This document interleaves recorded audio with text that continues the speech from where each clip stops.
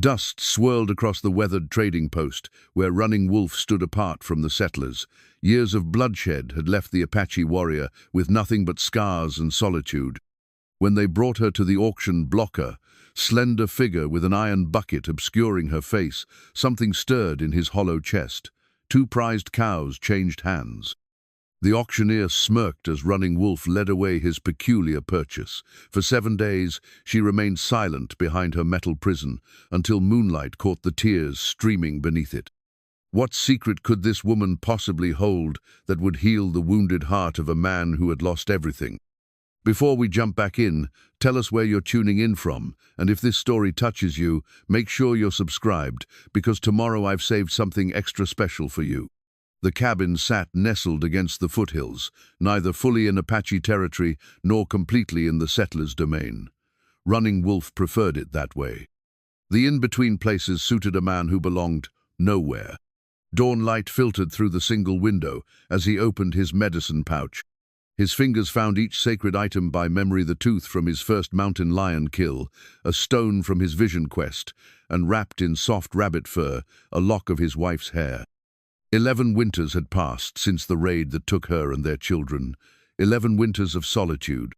"Another day," he murmured in Apache, touching the leather pouch to his forehead before securing it around his neck. The white settlers called him Running Wolf, a name he'd accepted after leaving his true name behind with his tribe. Names had power. His true name belonged to a different manner, respected warrior, a husband, a father. That man died long ago. He kindled the morning fire with practiced movements. The drought had lasted 3 seasons now, turning the usually green valley brown and brittle. His remaining cattle grew thin despite his careful stewardship. 2 of his prized breeding cows would fetch enough at the Redemption Creek auction to see him through winter. He had no choice. The 10-mile journey to town always left a bitter taste in Running Wolf's mouth. Redemption Creek had sprung up 7 years ago when silver was discovered in the nearby mountains. The strike proved minor, but the town remained, populated by those too stubborn or too broken to leave. Sheriff Cooper nodded stiffly as Running Wolf rode past the jailhouse. Their relationship was built on mutual wariness, respect without trust. Cooper knew Running Wolf traded fairly and kept to himself, qualities the lawman appreciated even if he didn't care for Injuns. "Wolf," called Hiram Potter from his general store porch. "Tall Oak was looking for you yesterday." Running Wolf nodded his acknowledgement. Tall Oak was the only elder from his former tribe who still spoke with him. Banishment had been the price for Running Wolf's failure to protect his family and his subsequent bloodthirsty revenge against the Comanche raiders. The tribal council had declared his spirit unbalanced, dangerous. Only Tall Oak maintained that the Creator was not finished with Running Wolf's journey. At the auction grounds, the cattle traders eyed his 2 cows with poorly disguised interest. Despite their prejudice, they couldn't deny the quality of his stock. Running Wolf kept his face impassive as they inspected the animals, commenting loudly about Injun cattle while secretly admiring their condition despite the drought. The auctioneer, a rat-faced man named Phelps, approached with a false smile. "These'll fetch a good price, even coming from you." The insult was delivered with such casual ease that Running Wolf wondered if Phelps even recognized it as such. "Got a special auction today besides livestock. Some unusual property came in." Running Wolf had no interest in Phelps's special auction. He had come for one purpose, only to trade cattle for supplies to survive the winter. Yet as the crowd gathered and the bidding began for various goods, livestock, and occasional indentured servants, he felt a strange disquiet settle over him. It was only when they brought her out that he understood why. The woman stumbled onto the auction block, thin arms bound before her, an iron bucket secured over her head and locked at the neck. The crowd's laughter rose like carrion birds over a fresh kill. "Next up, gents," Phelps called out, "something you don't see every day. Found wandering the plains, this female's origins are a mystery, but she's strong enough for work. Can't see her face, you say? Well, that iron bucket's a feature, not a bug. Husband won't have to worry about her getting any ideas about running off with a prettier man." The laughter turned ugly. Running Wolf felt his hand drift toward the knife at his belt. "Who'll start the bidding? She comes with the bucket lock and all." The crowd's mockery swelled as the woman swayed unsteadily on the auction block. Through the crude holes cut for her eyes, she seemed to scan the jeering faces. When her hidden gaze fell upon Running Wolf standing apart from the others, she stilled. $5, someone called out. $5 for damaged goods, another voice challenged. Running Wolf studied her thin frame, draped in a tattered dress. Her hands, bound before her with crude rope, were delicate despite their dirt and scrapes, not a laborer's hands. $7 and a bottle of whiskey, offered a burly man whose breath Running Wolf could smell from 20 feet away. The woman flinched at his voice. Running Wolf felt a tightness in his chest he hadn't experienced in years. "The Apache's eyeing her," someone shouted, thinking of starting a collection of bucket heads. Laughter rippled through the crowd. Running Wolf remained stone-faced, though inwardly he cursed himself for being so transparent. He had planned to be gone by now, supplies purchased with his cattle money. Yet he couldn't tear his gaze from the woman's trembling form. $10, called the burly man, emboldened by the crowd. 15, countered another. Running Wolf watched the woman's shoulders slump further with each bid, as if each call pushed her deeper into despair. Her bound hands clutched at nothing, fingers working against each other in silent agitation. $20 from Tom Higgins, announced Phelps. "Do I hear 25? When no one immediately responded, Phelps's rat-like face twisted into a smile. "Going once for $20. 2 cows. Running Wolf's voice cut through the momentary silence. All heads turned. The auction grounds fell quiet, save for the distant call of a crow. "What's that, Injun?" Phelps asked, though he'd heard perfectly well. 2 cows, Running Wolf repeated, meeting the auctioneer's gaze steadily. "My breeding stock, for the woman." Whispers erupted. The cows were worth at least $40, double the highest bid. Sheriff Cooper pushed through the crowd. "You sure about this, Wolf?" His voice was low, meant only for Running Wolf's ears. "Something ain't right about this whole business." Running Wolf gave a slight nod. "I am sure." Cooper studied him before stepping back with a shrug. "Your funeral." Phelps consulted hastily with several men in suits, members of the town council who oversaw the auctions. One of them pulled out a leather-bound ledger, making notations with quick, nervous movements. "The Apache's offer is accepted," Phelps finally announced, unable to hide his surprise. 2 prime breeding cows for this." He gestured dismissively at the woman. As Running Wolf approached the auction block, the woman tried to back away, but there was nowhere to go. He moved slowly, as one might approach a frightened deer. "She's yours now," Phelps said, shoving a bill of sale into Running Wolf's hand. The paper was yellowed, the writing hurried and sloppy.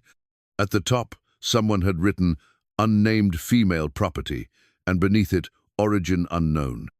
"No refunds when you find out what's under that bucket," someone called out, triggering another wave of laughter. Running Wolf ignored them, focusing instead on the woman's bound hands. He drew his knife slowly, making sure she could see it, then cut the ropes. She rubbed her chafed wrists but made no sound. "Come," he said simply, turning to leave.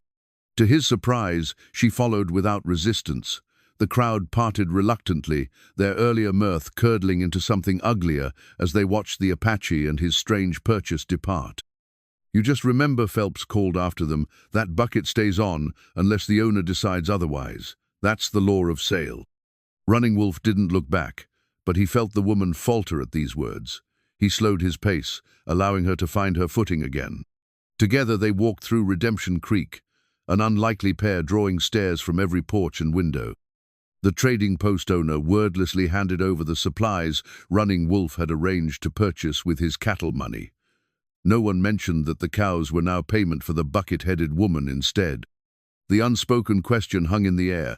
What could an Apache possibly want with such a purchase? Twilight painted the mountains purple by the time they reached Running Wolf's cabin. The woman had stumbled twice during their journey, her vision clearly limited by the small eye-holes in the iron bucket. Each time, Running Wolf had paused, waiting patiently until she regained her footing without offering help she might misinterpret. Now, standing in the cabin's single room, she seemed lost. Her hands reached up to touch the bucket, fingers tracing its unyielding surface. "Sit," Running Wolf said, gesturing to a wooden chair near the hearth. When she didn't move, He wondered if she understood English. He tried again in Spanish, one of the trade languages he'd learned. Sientat.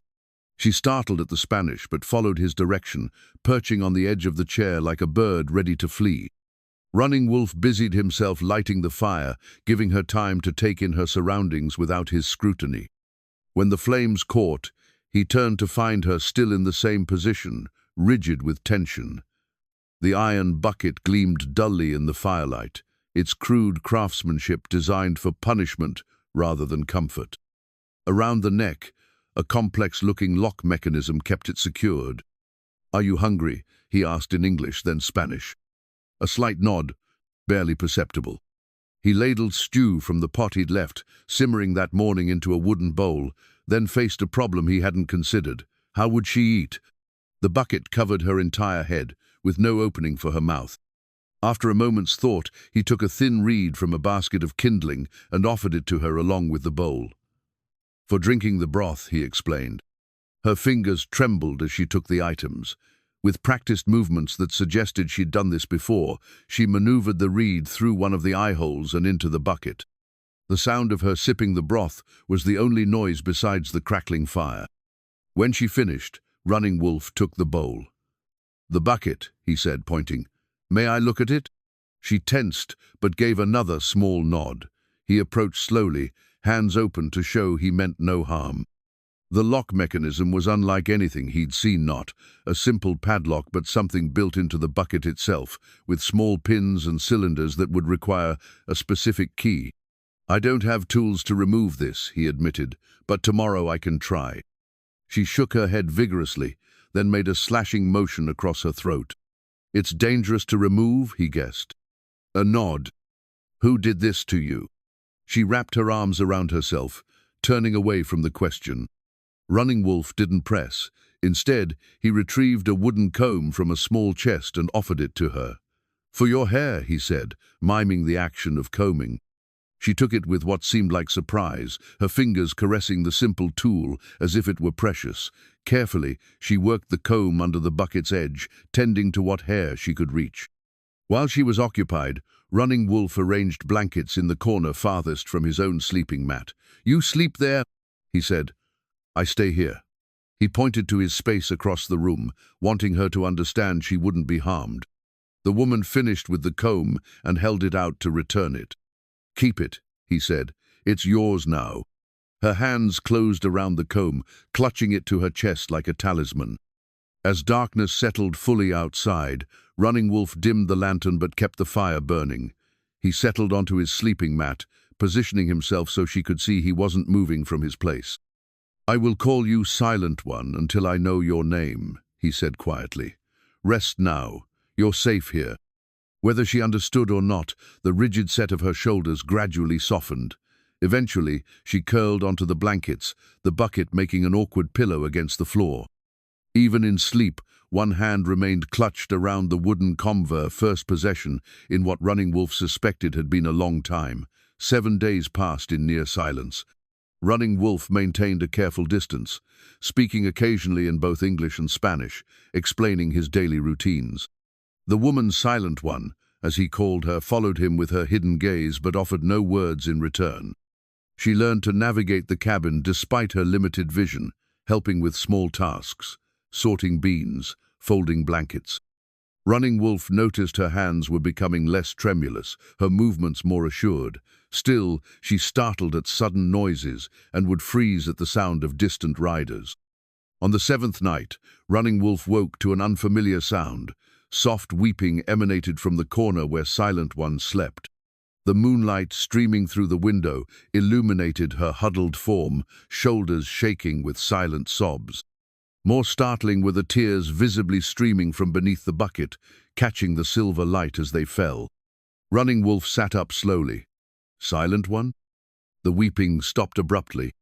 He reached for the small bell he'd given her days earlier away for her to signal needs without speaking. Placing it near her blankets, he returned to his mat, turning his back to offer privacy. "Ring if you need me." Minutes passed. Then the gentle tinkle of the bell sounded. When he turned, she was sitting upright, the bell clasped in trembling fingers. Running Wolf moved to the hearth, stirring the banked coals to life, then sat at a respectful distance from her. "What troubles your sleep?" he asked gently. For a long moment, he thought she wouldn't respond. Then came a whisper, so faint he nearly missed it. "They will come for me." Her voice was hoarse from disuse, but cultured, her English tinged with a Spanish accent. Running Wolf felt a strange relief at finally hearing her speak, mixed with concern at her words. "Who will come?" Silent One's fingers twisted anxiously in her lap. "His men. They always find me." "Who is he?" She shook her head, the bucket making the gesture awkward and exaggerated. "I cannot say his name. He will hear it, even here." Running Wolf had heard of such superstitions among both his people and the settlers, the belief that speaking an enemy's name gave them power or awareness. He wouldn't dismiss her fear. "Has he sent men after you before?" A nod. "3 times I escaped. 3 times they brought me back." Her voice grew stronger with each word, as if breaking a dam. The bucket was, after the 3rd escape. "So no one would help me again." Running Wolf recalled the auctioneer's words about the bucket staying on by law of sale. Now he understood it wasn't frontier law but a cruel master's decree. "You understand English well," he observed. "And Spanish?" "Si," she replied. "I was educated." This confirmed his suspicion that she wasn't a common laborer. "How did you come to be at the auction?" Silent One's breathing quickened. "The wagon, the men transporting me. There was an accident near the creek. I ran. For days, I ran until I couldn't anymore. Someone found me collapsed on the trail." Running Wolf nodded, piecing together her fragmented story. A high-born woman, perhaps, imprisoned by a powerful man, being transported when fate provided an opportunity to escape. "I bought you at the auction," he said carefully, "but I do not own you. You are free to leave when you wish." Her laugh was bitter, echoing hollowly inside the bucket. "Free? With this?" She tapped the iron prison. "I am never free while this remains, and only he has the key." Running Wolf's jaw tightened. "Then we will find another way." "Why would you help me?" Suspicion edged her voice. "What do you want in return?" The question hung between them, reasonable from a woman who had clearly known only cruelty from men. Running Wolf considered his answer carefully. "I have been alone a long time," he finally said. "Perhaps I saw in you what others could note, a spirit still fighting despite its cage." He rose, moving back to his sleeping mat. "Rest now. Tomorrow, we will begin finding a way to remove your prison." As he settled back onto his blankets, her whisper floated across the darkened cabin. "Gracias." It was the first word she had offered freely, without being questioned. Running Wolf counted it as progress. Running Wolf left at dawn, instructing Silent One to stay inside with the door barred. Her words from the night before had troubled his sleep. If men were searching for her, they would eventually come to Redemption Creek, following her trail. "I'll return before sundown," he promised, securing his knife at his belt. "Use the bell if anyone approaches. Ring it once, then hide." She nodded, clutching the small bell he'd given her. In the week since the auction, her posture had changed, less cowering, more watchful. Even through the crude eye-holes of the bucket, he felt the intensity of her gaze as he departed. The 10-mile ride to town gave Running Wolf time to consider his options. Silent One needed help beyond what he could provide. The lock mechanism on the bucket was beyond his skills to pick, and attempting to cut through the metal might injure her. He needed information, tools, and perhaps allies. Redemption Creek was unusually busy when he arrived. Riders had come in from outlying ranches, and a stagecoach stood outside the hotel. Running Wolf tethered his horse behind Hiram Potter's store, preferring to enter town on foot, where he could move more discreetly. "Wolf," Potter greeted him with a nod as he entered. "Didn't expect to see you back so soon." Running Wolf placed a small pouch of dried herbs on the counter. "Medicine plants, trade for salt and coffee." While Potter weighed the items, Running Wolf casually asked, "Town seems busy today." Potter snorted. "Blackwood's men are raising hell. Been here 2 days asking questions, flashing money around." Running Wolf kept his expression neutral. "Blackwood?" "Franklin Blackwood. Big rancher from down south. Owns half the territory around Santa Fe, they say." Potter lowered his voice. mean as a rattler, twice as quick to strike. His men are looking for something that went missing during transport. A chill settled in Running Wolf's stomach. What sort of something? Potter shrugged. They ain't being specific, but they're offering $100 reward. Whatever it is, Blackwood wants it back bad. The bell above the door jingled. Both men glanced up as Sheriff Cooper entered.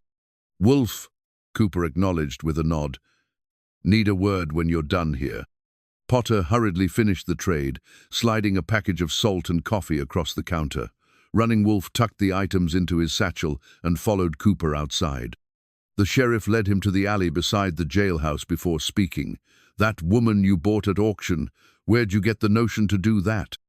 Running Wolf met his gaze steadily. "My business. It's becoming my business." Cooper scratched his graying beard. "Got 3 armed men in town asking about a woman with something on her head, offering good money for information. I've heard. They work for a man named Franklin Blackwood. Familiar with him?" Running Wolf shook his head. "Well, I am." Cooper's expression darkened. "He's got judges and politicians in his pocket, not a man to cross." He studied Running Wolf carefully. "Whatever you bought at that auction, it's bringing trouble to my town." "The woman is not property," Running Wolf said firmly. Cooper sighed. "Look, I don't care what arrangements you've made with her, but Blackwood's men claim she's a thief, stole something valuable. That makes it my concern." Running Wolf considered his words carefully. "Have they shown proof of these claims?" "No," Cooper admitted, "but they're staying at the hotel, drinking and asking questions. Matter of time before someone remembers you and your purchase." As if summoned by their conversation, a poster tacked to the jailhouse wall caught Running Wolf's eye. A crude drawing showed a figure with a covered head, the words, "Wanted, female thief," printed above. The reward listed was indeed $100 a fortune in the territory. "You see my predicament," Cooper said, following his gaze. "I've got no reason to help Blackwood, but I can't have his men tearing up my town either. So I'm giving you fair warning. Get your house in order. If they come asking official, I can't protect you." Running Wolf nodded once. "Understood." As he turned to leave, Cooper added, "Wolf, whatever she allegedly stole must be mighty important to someone like Blackwood."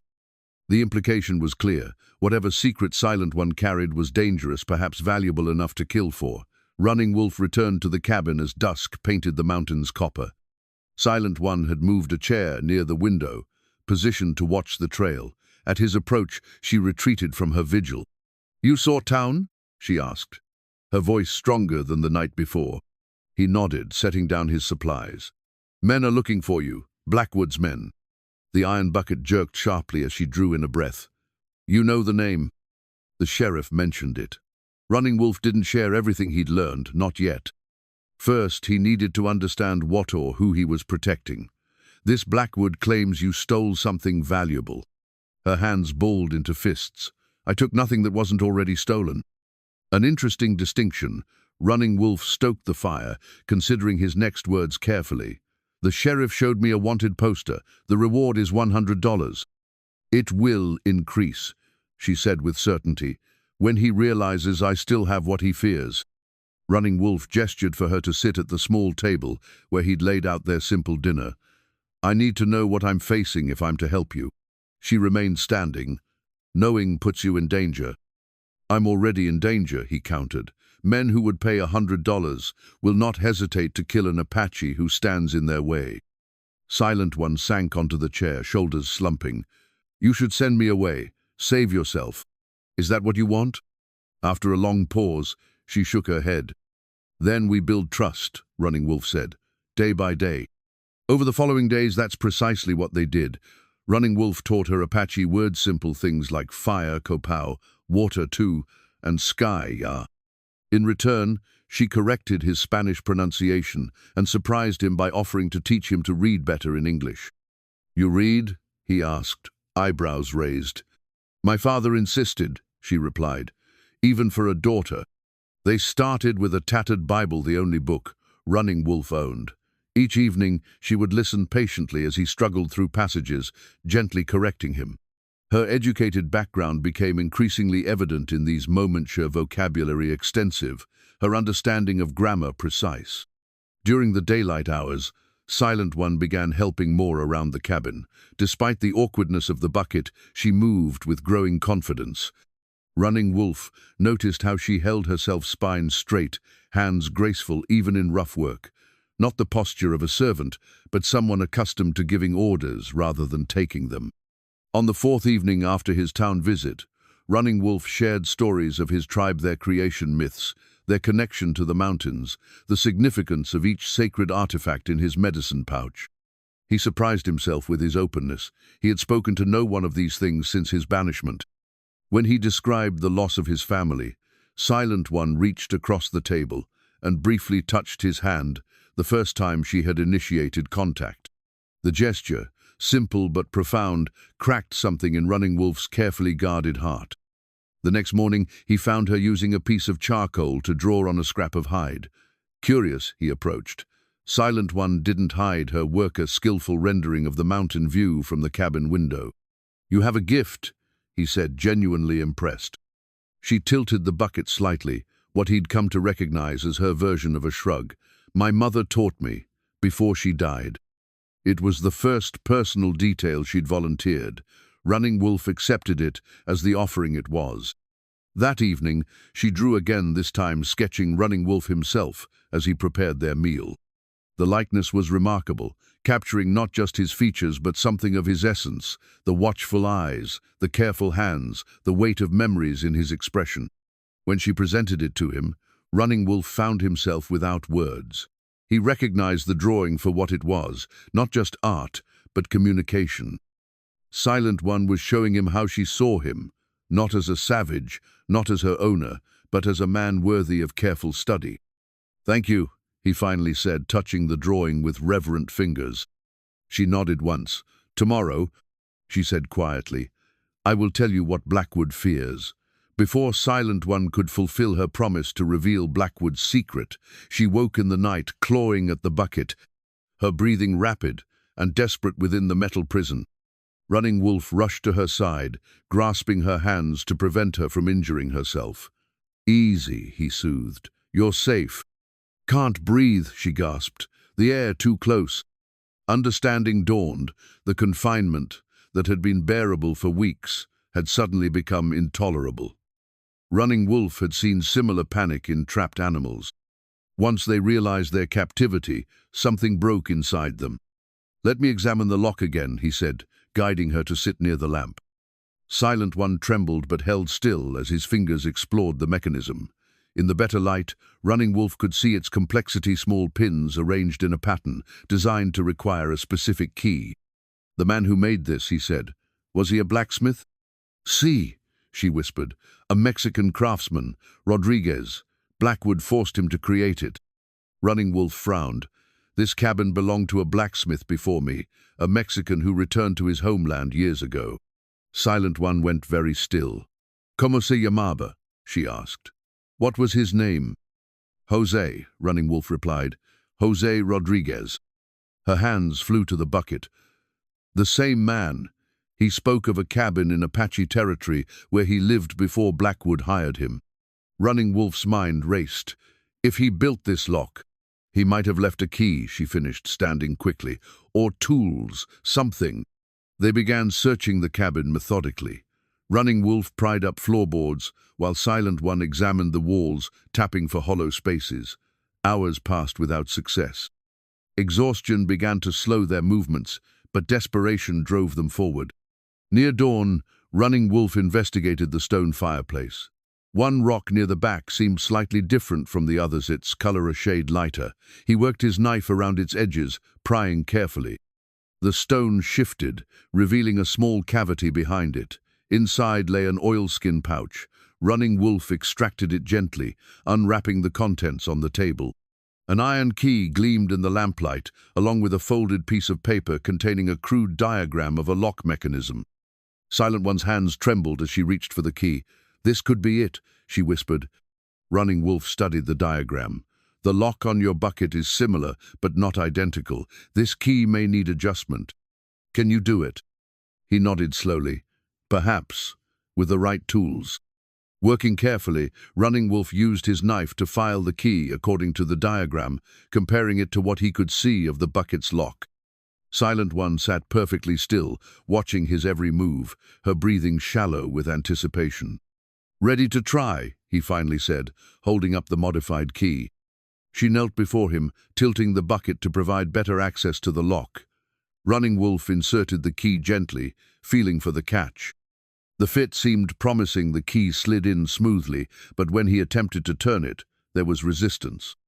"Something's not right," he murmured, adjusting his angle slightly. The key turned a fraction further, then stuck. Running Wolf applied gentle pressure, feeling the mechanism begin to give. A sharp crack broke the silence. The key had snapped, its end still lodged in the lock. Silent One let out a cry of anguish. Running Wolf's heart sank as he examined the broken key shaft in his hand. "I'm sorry," he said, the words feeling woefully inadequate. She sat back on her heels, the bucket hanging heavy on her shoulders. For a long moment, neither spoke. Then Silent One reached for the diagram. "Look," she said, pointing to faint writing at the bottom. "There's more." Running Wolf squinted at the faded script. "It says, 'Second key in forge under anvil.'" "The forge?" she asked. "Behind the cabin. I never use it." Running Wolf was already moving toward the door. "The previous owner, Rodriguez, left an old forge. I covered it years ago." Dawn light guided them to a dilapidated lean-to behind the cabin. Running Wolf tore away the covering of branches and debris, revealing a rusted anvil set atop a stone base. With effort, he tilted the heavy metal object. Beneath it, wrapped in oiled leather and nestled in a small hollow, lay another iron key. Before they could retrieve the second key, hoofbeats thundered in the distance. Running Wolf straightened, instantly alert. Silent One froze beside him. "Inside," he ordered, quickly replacing the anvil. "To the root cellar." They hurried back to the cabin. Running Wolf lifted the trapdoor hidden beneath a worn rug, revealing a small storage space dug into the earth. It was barely large enough for one person, let alone two. "You'll have to crouch," he said. "Stay silent no matter what you hear." Silent One descended the crude ladder without hesitation. Running Wolf covered the entrance with the rug, just as the riders came into view. 3 men approached, their horses lathered from hard riding.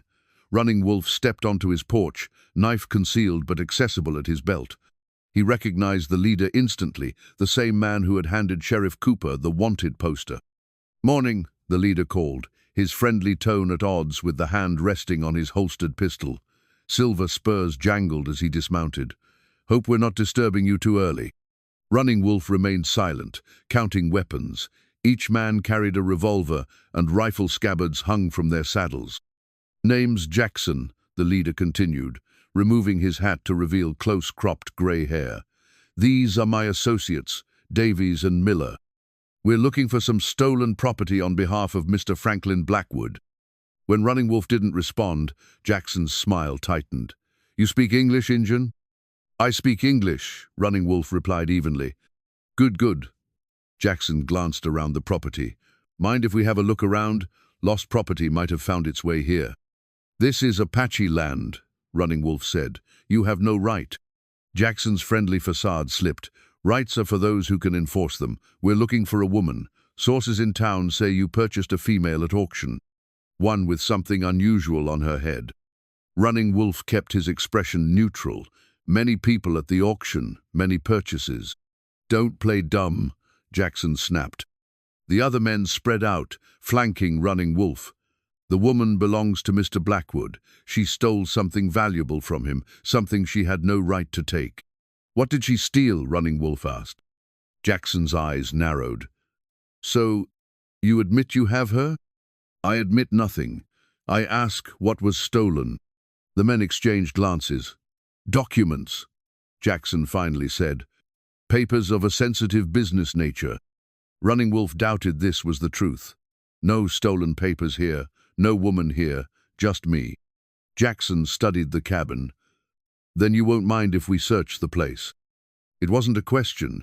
Jackson nodded to his men, who started toward the cabin. Running Wolf stepped into their path. "No." The atmosphere shifted instantly. Davies and Miller reached for their guns. Now see, Jackson said, that makes me think you're hiding something, or someone. He drew his revolver smoothly. Step aside, or we'll consider you an accomplice to theft. Running Wolf didn't move. This is my home. You have no authority here. Last chance, Injun, Jackson warned. Mr. Blackwood's been mighty generous with the reward money, but he's just as generous paying for scalps of those who interfere. A tense silence stretched between them. Running Wolf calculated his odds: 3 armed men against his knife. Even if he could take one down, the others would kill him, and then they would find Silent One. Search, then, he finally said, stepping aside. But know that Sheriff Cooper is aware of my business in town. He will ask questions if I don't return tomorrow. Jackson smirked. Injun with friends in high places? That'll be the day. Nevertheless, he holstered his weapon. Quick search, boys. She can't have gone far with that bucket on her head. Davies and Miller entered the cabin, roughly overturning furniture and ripping down curtains. Running Wolf watched impassively as they ransacked his home, all the while aware of Silent One hiding just feet away beneath the floor. Jackson remained outside, scrutinizing Running Wolf. You know, Blackwood said she might seek help from Injuns, said her mother had Apache blood. He spat on the ground. Mixing blood like that, it ain't natural. Running Wolf's expression betrayed nothing, but Jackson's words kindled a new understanding. If Silent One had Apache heritage, it explained her instinctive trust in him over the settlers. After several minutes, Davies emerged from the cabin. Nothing inside, boss. No woman, no papers. Check the outbuildings, Jackson ordered, and that old forge. Running Wolf's heart quickened. The second key still lay beneath the anvil.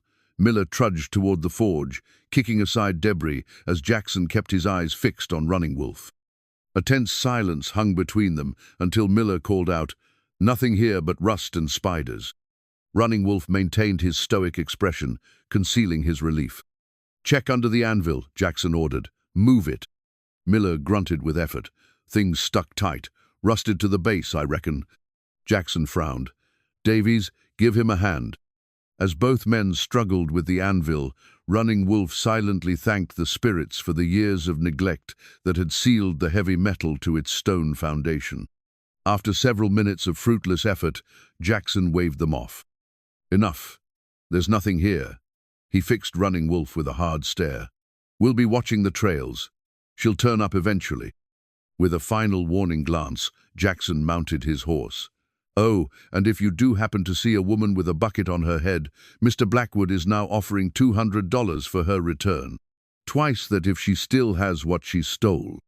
The men rode away, dust rising in their wake. Running Wolf waited until they disappeared from view before rushing inside to uncover the trap door. Silent One emerged shakily from the cramped space. "They know I'm in the area," she whispered. "Yes, and the reward has doubled." Running Wolf helped her to a chair. "They will return with more men." She nodded, the bucket swaying slightly. "We must leave. Tonight. First, the key." Running Wolf hurried to the forge, Silent One following closely. Together they strained against the anvil. Years of exposure had indeed fused it to its base, but their combined efforts eventually tilted it enough for Running Wolf to reach beneath. His fingers found the oiled leather package, exactly where it had been hidden decades before. The second key was larger than the first, with more elaborate teeth. "This looks more like what we need," Running Wolf said, examining it. But before they could attempt to unlock the bucket, Silent One grasped his arm. "Not yet, if it doesn't work." Running Wolf understood her fear of another disappointment. "Then we take it with us, but where do we go?" "Away from settlements. Into the mountains where his men won't follow." Running Wolf shook his head. "Winter comes soon. The mountains are dangerous without preparation." "More dangerous than Blackwood's men?" He couldn't argue with that logic. "I have a friend, Tall Oak, an elder from my former tribe. His wisdom might help us." Silent One hesitated. "Will your people welcome a white woman, one with Apache blood but raised as a Mexican?" "Tall Oak judges people by their spirit, not their blood." Running Wolf began gathering essentials: dried meat, blankets, his medicine pouch. "He lives in a hidden valley 3 days' ride from here. We leave at dusk." As they prepared, Silent One grew increasingly agitated. Running Wolf, she said finally. I haven't told you everything. He paused in his packing. I'm listening. The papers Jackson mentioned, they exist, but they're not what Blackwood truly fears. Her voice lowered. I know where bodies are buried, literally. Blackwood and his men murdered Mexican families with legal claims to land he wanted. I witnessed one such killing. I found the deeds afterward, hidden among my husband's papers. Running Wolf absorbed this revelation. Husband? Blackwood, she confirmed. I was sold to him in marriage by my father, who didn't realize what kind of man he was. The pieces fell into place: her educated manner, her fear, Blackwood's determination to find her. These murders, you can prove them. The deeds show the rightful owners. The graves show their fate. She tapped the side of the bucket. And I memorized every name, every location. That's what he fears, not papers that might be destroyed, but knowledge that remains even when I have nothing else. Running Wolf understood now the true value of the woman he'd purchased at auction. She carried justice in her memory, justice that could destroy a powerful man. We'll need more than Tall Oak's wisdom, he said grimly. We'll need allies willing to stand against Blackwood. Silent One touched his hand briefly. There is one more thing you should know. My mother, she was from your tribe. The Apache name she taught me as a child, Ishtanisti, morning light. Running Wolf stared at her. That name belongs to a family thought lost in a raid many years ago. Yes, she whispered. My mother escaped with me when I was an infant. She always said we would return someday. The implications stunned him. If true, Silent One might have clan rights among his people connections that could help protect her. They departed as the first stars appeared, guided by Running Wolf's intimate knowledge of the terrain. His single horse carried their meager supplies while they traveled on foot. The bucket made riding impossible for Silent One, but she matched Running Wolf's pace without complaint. Blackwood's men will expect us to take the main trails, Running Wolf explained as they navigated a dry creek bed. We go where horses struggle. By midnight, they had covered several miles of difficult ground. Silent One moved with surprising sureness, despite her limited vision. When Running Wolf commented on this, she gave a soft laugh. After months in darkness, my other senses compensate. I feel the ground changing beneath my feet. I hear echoes from rock faces. I smell water before I see it. Running Wolf nodded with respect. Apache women learn such skills from childhood. Your mother's blood serves you well. They rested briefly near a small spring, drinking deeply and refilling their water skins. Silent One seemed lost in thought as she traced patterns in the dirt with a stick. What troubles you? Running Wolf asked. My mother spoke of a sacred object, she replied. An eagle feather given to her family by a great chief. She said it would protect us if we ever returned to the Apache lands. Running Wolf stilled. Your mother's Apache name, say it again. Ishtanisti, morning light. And her father's name? Silent One hesitated. She called him Strong Eagle in English. I don't know his Apache name. Running Wolf reached into his medicine pouch with trembling fingers, withdrawing a single eagle feather. This belonged to Strong Eagle, the last great war chief before the treaties. He gave it to his daughter when she married my father's brother. He held the feather toward the moonlight. Your mother was my cousin by marriage. We believed all her family died in the Comanche raid. Silent One's hands rose to the bucket, as if she wished she could remove it to see the feather clearly. She spoke of a raid, but never said it was Comanche. Many secrets between our peoples, Running Wolf murmured, returning the feather to his pouch. The spirits have brought us together for a purpose. They continued through the night, making use of the full moon's light. As dawn approached, Running Wolf led them to a sheltered overhang where they could rest during daylight hours. He constructed a simple blind from branches to conceal their presence from any trackers. Sleep, he instructed, offering Silent One the single blanket they'd brought. I'll keep watch. She settled against the rock wall, arranging the bucket as comfortably as possible. Will you try the key now? Running Wolf hesitated. It would be safer to wait until we reach Tall Oak, if something goes wrong.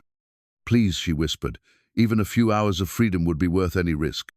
Unable to deny her plea, Running Wolf retrieved the key from his pouch. Silent One knelt before him, tilting her head to provide access to the lock. The key slid in smoothly, but when Running Wolf attempted to turn it, he met resistance similar to the first key. "It's not working," he said, frustration evident in his voice. "Try again," she urged. "Perhaps it needs to be turned the other way." Running Wolf adjusted his approach, applying gentle pressure in the opposite direction. The mechanism clicked faintly but remained engaged. "The lock has rusted," he realized. "The key fits, but time has corroded the inner workings." Silent One's shoulders slumped. "Then I remain a prisoner." "For now," Running Wolf amended. "Tall Oak knows old ways. He may have a solution." As the sun rose fully, Running Wolf maintained his vigil, while Silent One drifted into exhausted sleep. His thoughts turned to the strange path that had led him to purchase a woman at auctioneer, woman who might be his only living connection to his lost family. The coincidence seemed too great to be mere chance. Among his people, such convergences of fate were seen as the work of spirits. Perhaps his years of solitude had been preparation for this moment, this opportunity to protect one who carried both the blood of his people and evidence of crimes against them. In the distance, a lone eagle circled against the blue sky. Running Wolf watched its flight with renewed hope. His tribe believed eagles carried messages between the mortal world and the spirit realm. This one seemed to be drawing a path westward, the same direction they would travel to reach Tall Oak's hidden valley. "A good sign," he murmured, gripping the sacred feather in his medicine pouch. "We walk with protection."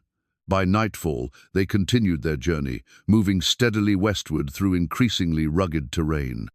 Silent One stumbled occasionally as fatigue set in, but refused Running Wolf's offers to rest. "Each mile between us and Blackwood is worth any discomfort," she insisted. Near midnight, a sudden summer thunderstorm forced them to seek shelter. Running Wolf led them to an abandoned mining cabin he knew from his hunting expeditions. The small structure leaned precariously on the hillside, its roof partially collapsed, but the rear portion remained dry enough to provide refuge from the downpour. "No one has worked this claim in years," Running Wolf explained, clearing debris from the floor. The silver played out quickly. Silent One sank gratefully onto a wooden crate, exhaustion evident in her posture.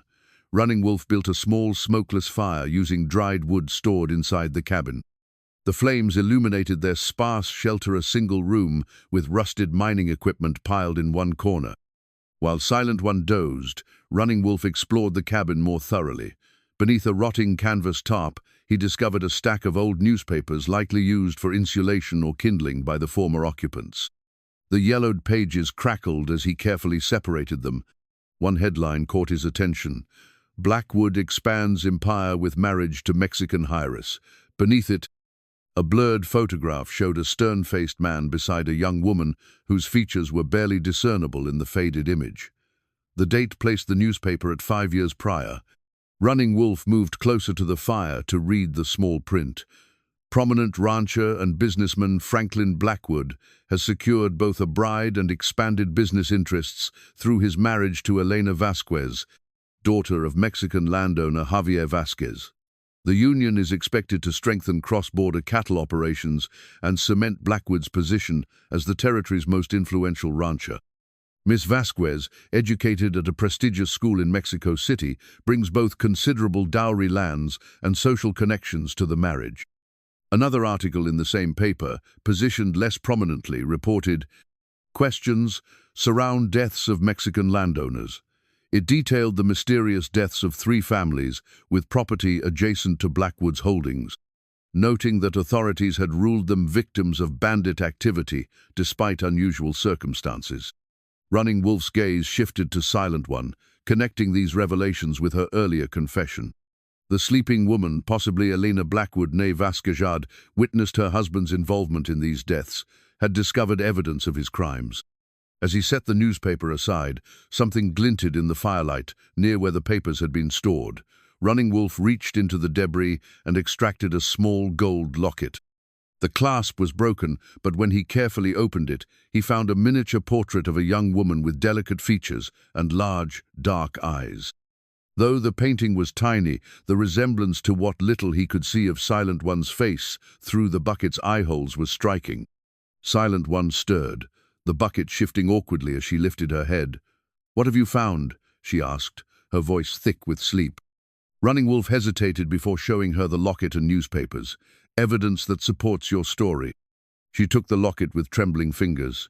"This was my mother's," she whispered.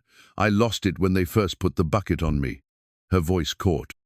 "She gave it to me before my wedding, saying if I ever needed to remember who I truly was, I should look inside." "You are Elena Vasquez," Running Wolf said, not as a question. "I was," she acknowledged. "Now I am only what you called me, Silent One." Elena died the day Blackwood locked her in darkness for witnessing his true nature. Running Wolf placed the newspaper before her. "These murders, the families mentioned here?" Her fingers traced the printed names. The Mendozas, the Ortegas, the Riveras. She recited each name with reverence. Their lands had been granted to their ancestors by the Spanish crown. The deeds dated back 200 years. Blackwood wanted their water rights for his cattle. "And you found proof?" "I found the deeds hidden in his study. When I confronted him," she touched the bucket. "This was his answer. He said if I ever told anyone what I knew, he would claim I was insane, a wife who had lost her mind and needed to be confined for her own protection." Running Wolf considered this calculated cruelty. A man who would do this would not hesitate to kill anyone who helped you. "Now you understand why I said you should send me away." She clutched the locket to her chest. "But finding this my mother's gift, it must be a sign." "One of many," Running Wolf agreed, thinking of the eagle feather, the keys, their shared family connection. "The spirits are guiding our path." The storm intensified outside, rain drumming against the cabin's remaining roof. Running Wolf added wood to their small fire, creating a warm circle of light in the darkness. Eleanor, for he now thought of Silent One, by her true name sat, with the locket clutched in her hands. "I should have told you everything from the beginning," she said softly. "But trust comes hard after what I've endured." Running Wolf settled across from her. "I'm listening now." Elena drew a deep breath. "My father was a proud man, Javier Vasquez, owner of lands that had been in our family for generations. But drought and cattle disease left him vulnerable. Blackwood offered salvation, marriage to his only daughter, in exchange for financial security and protection of our heritage." She twisted a thin gold band on her finger that Running Wolf had never noticed beneath her ragged gloves. "My father didn't know Blackwood's true nature. How could he?" "Blackwood was charming, respectful, a perfect gentleman during courtship." "When did you see his true face?" Running Wolf asked. 3 months after our wedding. I found him arguing with our neighbor, Senor Mendoza, about water rights. Blackwood wanted to divert the stream that ran through both properties. When Mendoza refused, her voice faltered. Blackwood smiled, said he understood, and invited him to dinner the following week to discuss alternatives. Elena's hands tightened around the locket. That night, men in masks rode to the Mendoza home. They killed everyone: Senor Mendoza, his wife, their children, even the servants. The authorities called it a bandit attack, but I saw Blackwood's men return. I heard them report to my husband. Running Wolf nodded grimly, and this happened again.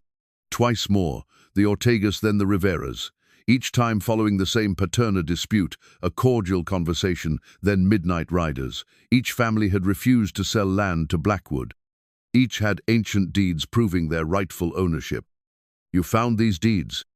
"In a hidden compartment in his study, along with letters showing his arrangements with corrupt officials to declare the lands abandoned after the family's deaths." Elena's voice hardened. "I confronted him with what I knew. I threatened to take the evidence to the territorial governor. That's when he imprisoned you in the bucket." She nodded. "He called it my correction, said I needed to learn my place as his wife. The bucket was created by Rodriguez, a blacksmith who owed Blackwood money. Blackwood told everyone I had suffered a nervous collapse, that I was being sent to a sanitarium in the east." Running Wolf frowned. "But instead, he kept me locked in a root cellar for months. When I continued to defy him, he decided to transport me to a remote property where I could be hidden permanently." Her voice dropped to a whisper. "The wagon transporting me crashed near Redemption Creek. The guards were killed. I ran until I collapsed. And someone found you, brought you to the auction." "Yes, I never saw who. I was barely conscious. Elena fingered the edge of the bucket. By then, I had been in darkness so long I could barely remember my own face. Running Wolf considered her story. The deeds, the evidence, where is it now? Gone. Blackwood would have destroyed it after my escape. She tapped her temple. But I memorized the names, dates, locations. I know where the bodies are buried, literally. The Mendozas beneath the old oak on their north pasture, the Ortegas in their own well, the Riveras under the floorboards of their burned home. Your word against his, Running Wolf observed. A powerful man against a woman he can claim is insane. Yes, Elena's shoulders sagged. Unless we can find someone who helped him, someone willing to testify. Running Wolf thought of the men who had searched his cabin. This man, Jackson, he seemed to know much about Blackwood's affairs. Jackson was his foreman when I was taken. A cruel man, but not stupid, if he thought Blackwood would sacrifice him to save himself. Elena straightened suddenly. There's someone else, Rodriguez the blacksmith, who made this. She tapped the bucket. He knew what it was for. He wept as he locked it on me, begging forgiveness. He said Blackwood forced him, threatened his family. Running Wolf's mind raced with this new information. If we could find Rodriguez. He could not only help remove this prison, Elena said, hope entering her voice for the first time, but also testify to Blackwood's cruelty. Did he return to Mexico? No, Elena said. Blackwood wouldn't let him leave the territory with what he knew. Last I heard, Rodriguez had a small shop in Santa Clara, a day's ride from here. Running Wolf made his decision. Then we have a new destination. Tall Oak's wisdom can wait. First, we find the man who made your prison. For the first time since he'd known her, Elena laughed, sound of genuine relief, despite its hollow echo inside the bucket. Running Wolf, I begin to believe I might see the sun again.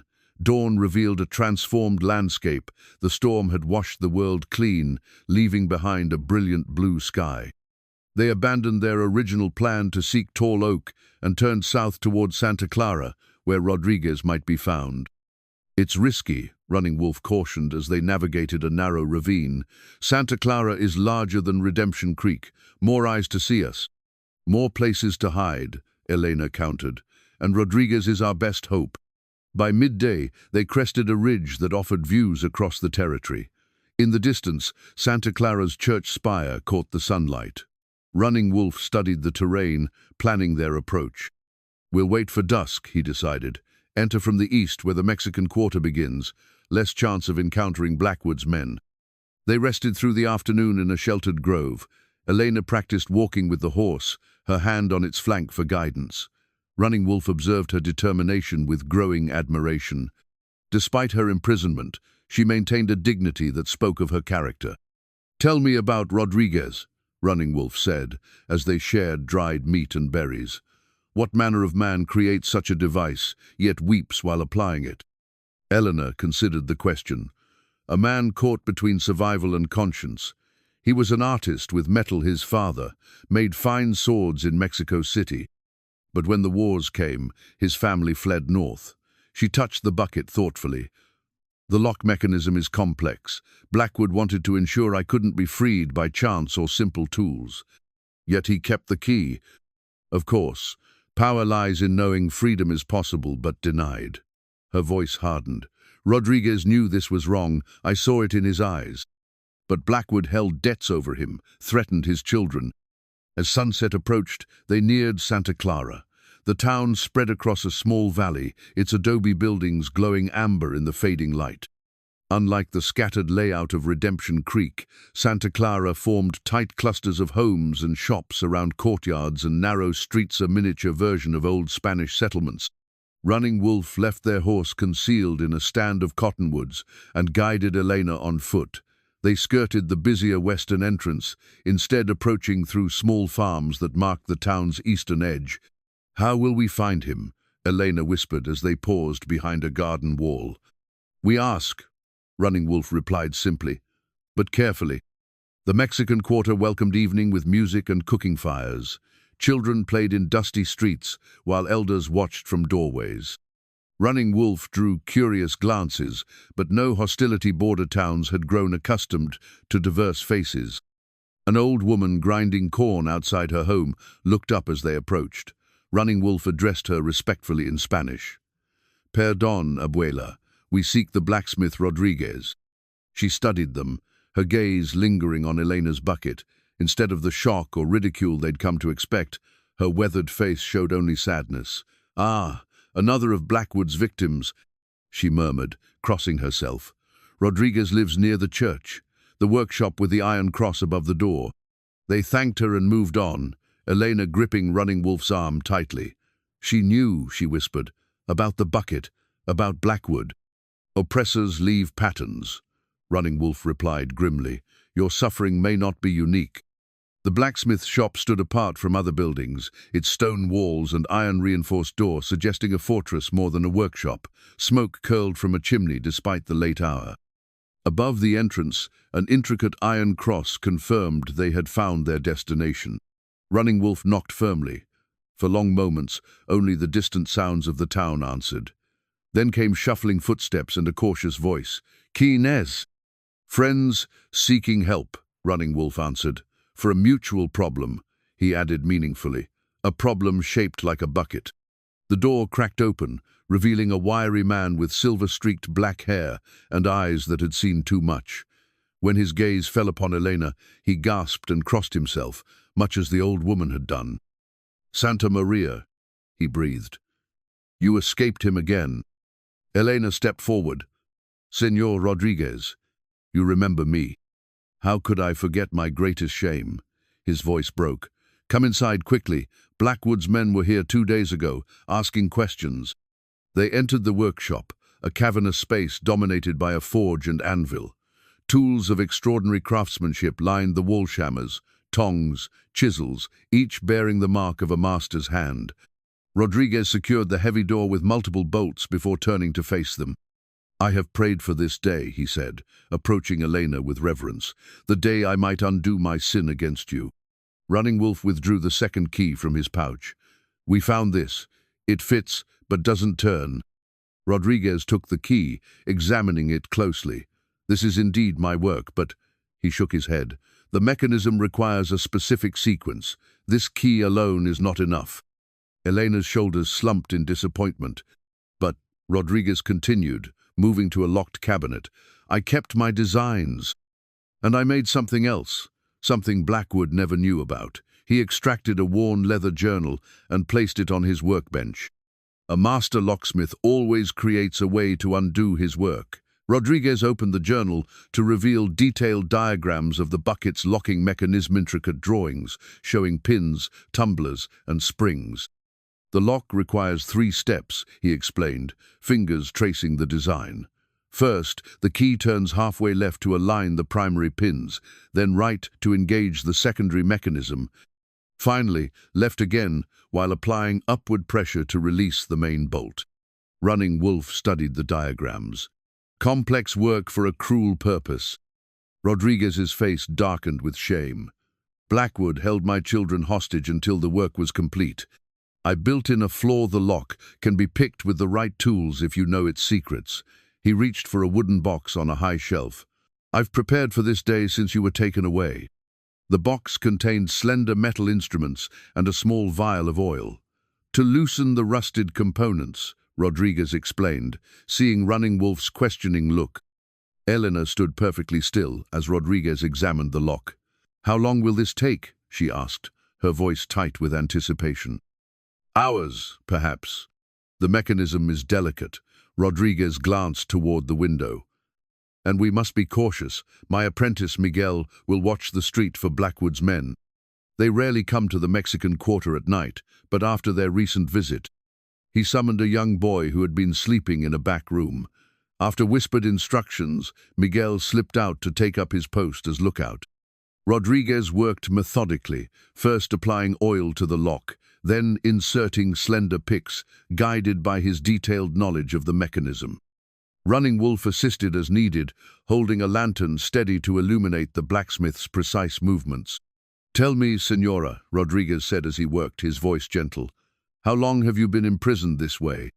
7 months, 2 weeks, and 4 days, Elena replied without hesitation. "I counted each one." Rodriguez paused, crossing himself. May God forgive me for my part in this. You had no choice, Elena said softly. Blackwood gives no choices. As Rodriguez returned to his work, Running Wolf asked the question that had been in his mind since they arrived. These designs, could you testify to their purpose, to what Blackwood ordered? The blacksmith's hands stilled momentarily. You seek justice against him. It wasn't a question. Justice for many, Running Wolf confirmed.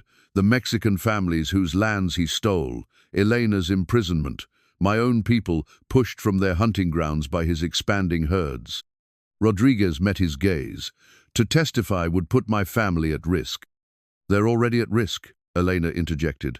Blackwood will never feel secure while you live with knowledge of his crimes. Men like him leave no witnesses once their usefulness ends. Rodriguez nodded slowly, returning to his delicate work. Perhaps you are right. My cousin in Mexico City has offered many times to take in my family. If I helped you gain justice against Blackwood. He left the thought unfinished as a particularly difficult tumbler finally yielded to his efforts. Hours passed. Miguel returned twice to report the streets remained quiet. Near midnight, Rodriguez sat back, wiping sweat from his brow. The lock is prepared, he announced. Now for the key. With reverent care, he inserted the key they had found beneath the anvil.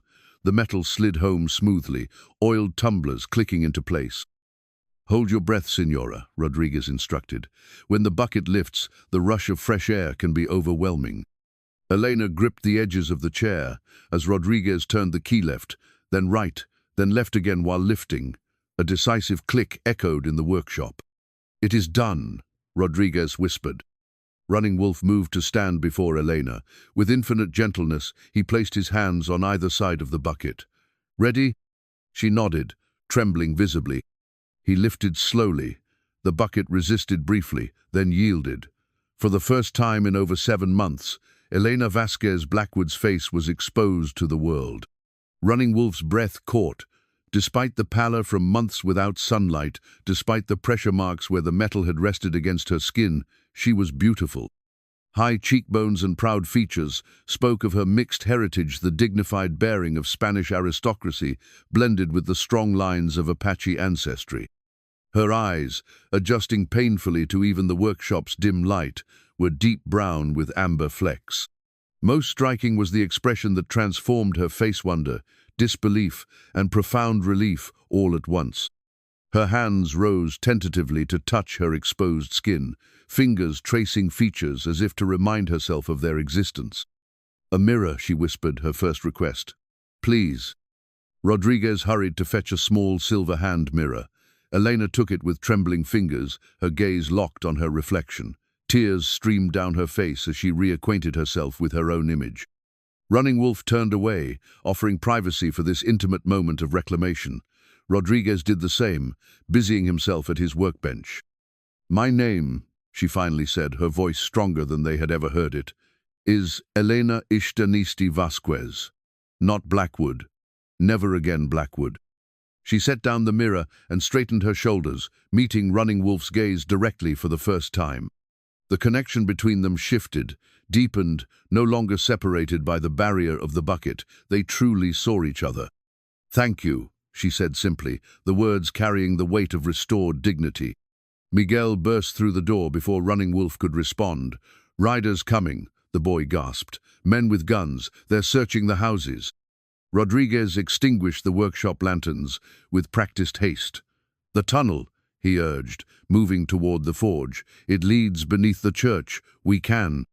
The sound of splintering wood cut him short as the shop's front door shuddered under a heavy blow. Running Wolf drew his knife, while Rodriguez hurriedly displaced the flagstone flooring beside his anvil, revealing a narrow passage into darkness.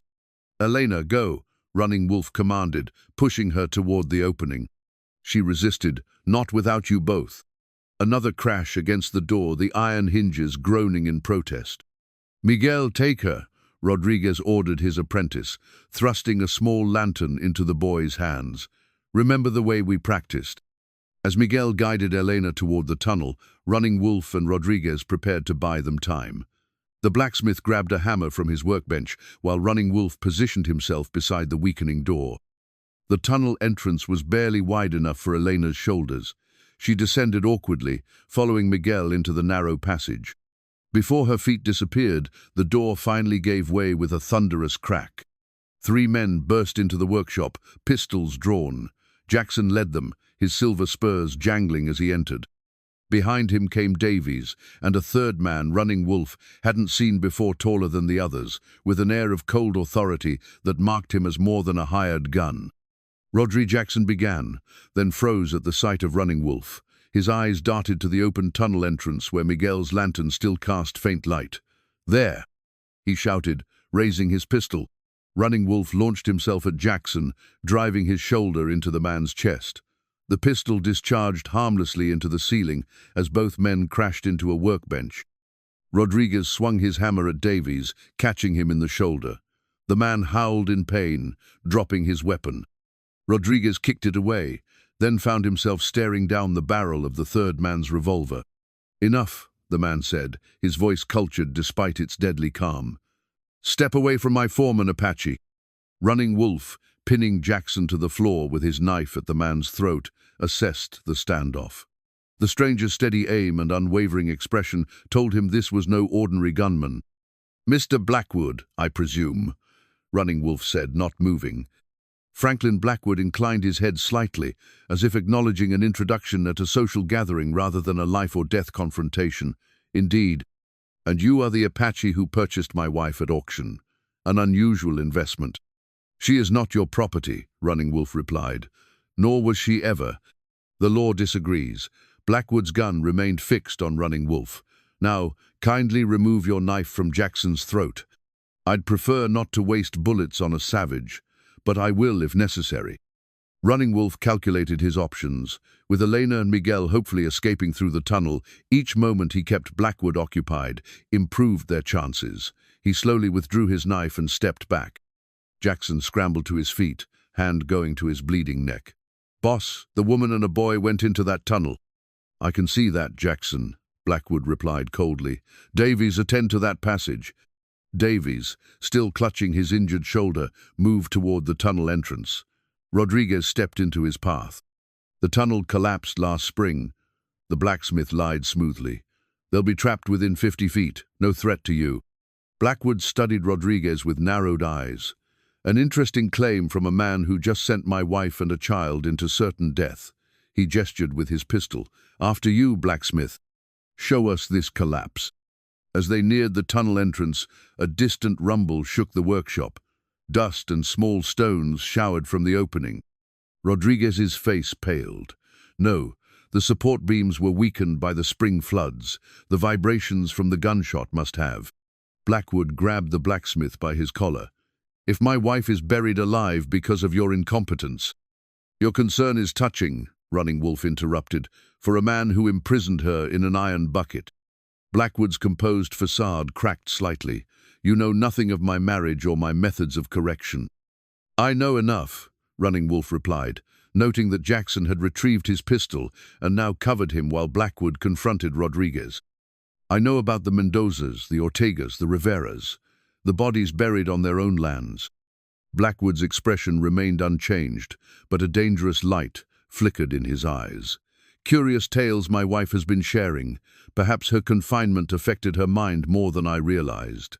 "The deeds," Running wolf pressed. "The evidence she found in your study." "Destroyed, of course," Blackwood replied with a dismissive wave. "As for graves, many families fled during the border conflicts. If someone later found empty houses and assumed the worst." He shrugged elegantly. "Wartime creates its own tragedies." Another rumble came from the tunnel, louder this time.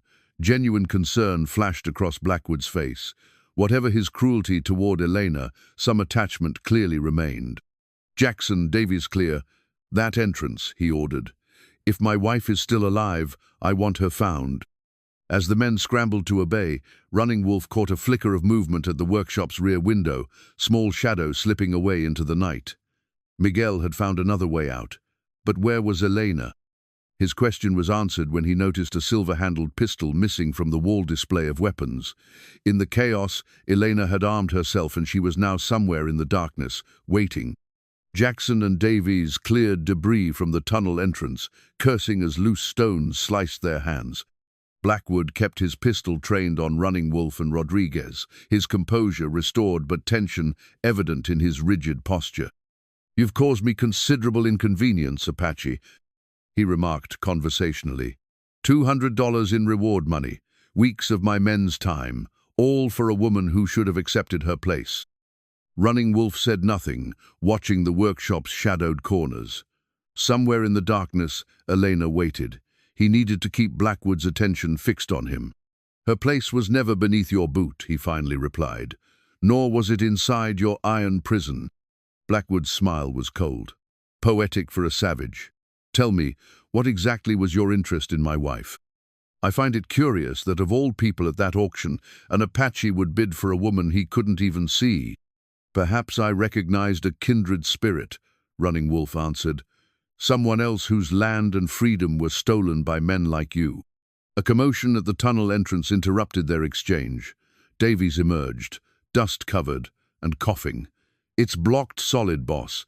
If they were in there when it collapsed." Blackwood's jaw tightened. "Keep digging." "Sir, with respect, it would take days to—" "I said keep digging." Blackwood's composure cracked, revealing the rage beneath his cultivated exterior. Rodriguez used the distraction to inch toward his workbench. Running Wolf tensed, ready to move if the blacksmith created an opening. "She knows everything, Blackwood," Running Wolf said, drawing attention back to himself. "The families you murdered, the land you stole, even if she didn't escape tonight, others know now." "Her word against mine," Blackwood replied, his confidence returning. "A respected businessman against a mentally disturbed woman. Who do you think the territorial authorities will believe?" "Perhaps they would believe me." Elena's voice, clear and steady, came from the shadows near the forge. She stepped into the dim light, Blackwood's silver-handled pistol aimed at her husband's chest. Free from the bucket, her face fully revealed, she stood tall with a dignity that transformed her from victim to accuser. Blackwood froze, genuinely shocked by her transformation.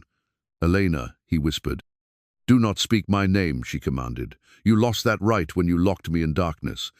Jackson raised his pistol toward Elena, but Running Wolf was faster.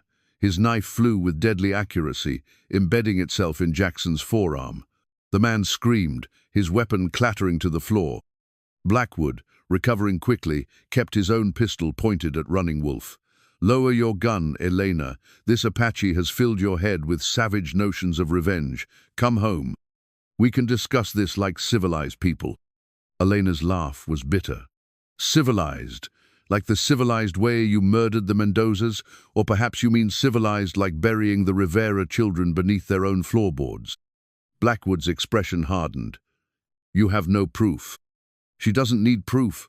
The new voice came from the shattered doorway, where Sheriff Cooper stood with his deputies, shotgun raised. "I heard enough."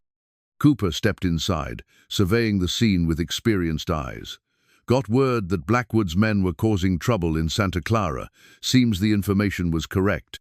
"Sheriff," Blackwood began, his voice regaining its smooth charm, "this is a misunderstanding. My wife—" "Save it for the judge," Cooper interrupted.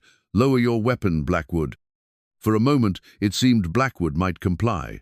Then his expression twisted with rage, and he swung his pistol toward Elena. "If I can't have you—" 3 shots rang out simultaneously. Blackwood staggered backward, his unfired pistol dropping from nerveless fingers. Blood blossomed on his chest from 3 separate wounds sewn from Elena's gun, one from Cooper's and one from Rodriguez's small derringer, produced from his sleeve. Blackwood looked down at his chest in disbelief. "You can't," he gasped, then collapsed to the floor. Cooper moved quickly to secure Davies while his deputies took charge of the wounded Jackson. Rodriguez rushed to Elena's side as her legs gave way, the silver pistol slipping from her trembling hand. Running Wolf retrieved his knife, then joined Elena. She leaned against him, the adrenaline of the confrontation draining away. "It's over," she whispered. Cooper approached them, holstering his weapon. "Not quite," he said grimly. "I need statements, evidence. If what I heard about murdered families is true." "It's true," Rodriguez confirmed. "I can show you where to find the bodies, and I have this." He retrieved his journal from the workbench. detailed records of the bucket's creation, commissioned by Blackwood as punishment for his wife. My shame, but now my testimony. Cooper nodded, then turned to Elena with unexpected gentleness. Ma'am, I owe you an apology. When the Apache here bought you at auction, I could have intervened, should have. Elena straightened, facing the lawman directly. There is much injustice to correct, Sheriff. Let us begin with the dead. Cooper touched the brim of his hat respectfully. Yes, ma'am. He looked at the silver badge pinned to his chest, seemingly weighting its meaning anew. Justice is long overdue in these territories. As deputies removed Blackwood's body, Elena turned to Running Wolf. In the chaos and aftermath, their hands had found each other, fingers intertwined in a grip that spoke of shared struggle and unexpected connection. What happens now? She asked softly. Running Wolf looked toward the eastern horizon, where the first hint of dawn lightened the sky. Now, he said, you greet the sun as a free woman. 3 months passed. Autumn painted the mountains gold and crimson as Elena stood before the territorial court in Santa Fe, her testimony the final piece in the case against Franklin Blackwood's estate. Though the man himself had escaped earthly justice through death, his crimes would not go unpunished. The court finds that the lands in question were obtained through fraudulent means and criminal acts, the judge announced, his gavel striking with finality. They are hereby returned to the surviving members of the Mendoza, Ortega, and Rivera families. Outside the courthouse, Elena breathed deeply of the crisp air. Freedom still felt new, each unhindered breath a gift. Running Wolf stood nearby, respectfully distant yet watchful as always. It is done, she said simply. He nodded. Justice for the dead, hope for the living. In the month since Blackwood's death, they had worked closely with Sheriff Cooper, locating the remains of the murdered families and gathering evidence of Blackwood's extensive crimes. Rodriguez had been instrumental, his testimony corroborating Elena's accounts. The blacksmith and his family had subsequently departed for Mexico City, finally free of Blackwood's shadow. Will you return to your father's lands now? Running Wolf asked as they walked through Santa Fe's plaza. The question had remained unspoken between them for weeks. Elena considered the path ahead. Her father had died during her imprisonment, never knowing his daughter's fate. The Vasquez holdings once, the reason for her marriage to Blackwood, had diminished in her absence, though enough remained to provide a comfortable life. I've been offered a position with the Territorial Governor's Office, she revealed. They believe my experience with both Mexican and American legal systems could help prevent similar land frauds. Running Wolf nodded approvingly. A worthy purpose. And you, she asked, will you return to isolation? Since their ordeal, Running Wolf had been welcomed back to limited tribal gatherings. Tall Oak had vouched for him, arguing that his protection of Eleanor, woman with Apache blood, showed his spirit had found balance again. I have been considering a different path, he admitted. The trading post near the reservation needs new management, a place where both Apache and settlers might trade fairly. They walked in comfortable silence, each contemplating futures that had seemed impossible months before. As they reached the edge of town, Elena stopped beneath a cottonwood tree. Running Wolf, she said softly, when you bought me at auction, you said I was not your property, that I was free to choose my path. I meant it, he affirmed. Then I choose a path that includes you. She met his gaze directly. If you will have me. The stoic Apache's expression softened in a way few had ever witnessed. Since the day the bucket was removed, I have seen the strength in you, Elena Ishtanisti Vasquez. It would honor me to walk beside such strength. 2 weeks later, they stood together in a hidden valley where Tall Oak conducted a simple Apache ceremony. Elena wore a dress combining traditional Apache designs with Spanish embroidery, honoring both sides of her heritage.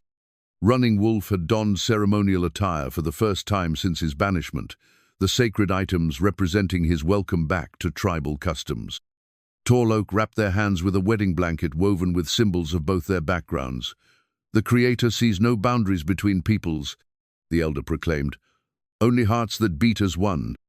The small gathering included Sheriff Cooper, who had become an unexpected ally, and Miguel, who had carried news of the tunnel collapse to the sheriff on that fateful night. Representatives from the Mendoza and Rivera families attended as well, their presence a testament to the justice Elena had helped secure. As sunset painted the sky in brilliant hues, Running Wolf and Elena returned to the spot where they had made their decision. From a leather pouch, Elena withdrew the gold wedding band Blackwood had placed on her finger years before. Running Wolf produced the iron bucket's lock, saved from the night of their confrontation. Together, they dug a small hole beneath a young pine sapling. Elena placed her ring inside the lock mechanism, then buried both items together. "From imprisonment to freedom," she murmured, "from death to life." Running Wolf took her hand, their fingers intertwining naturally, two traditions becoming one stronger path. As they turned toward their future trading post that would serve as bridge between two worlds, the iron prison that had once divided them remained, buried beneath new growth, transforming from a symbol of cruelty to the foundation of something beautiful. The story of the Apache, who paid 2 cows for a woman with a bucket on her head, would be told for generations not as a tale of purchase and possession, but as a legend of recognition between two spirits who saw beyond the barriers that divided others.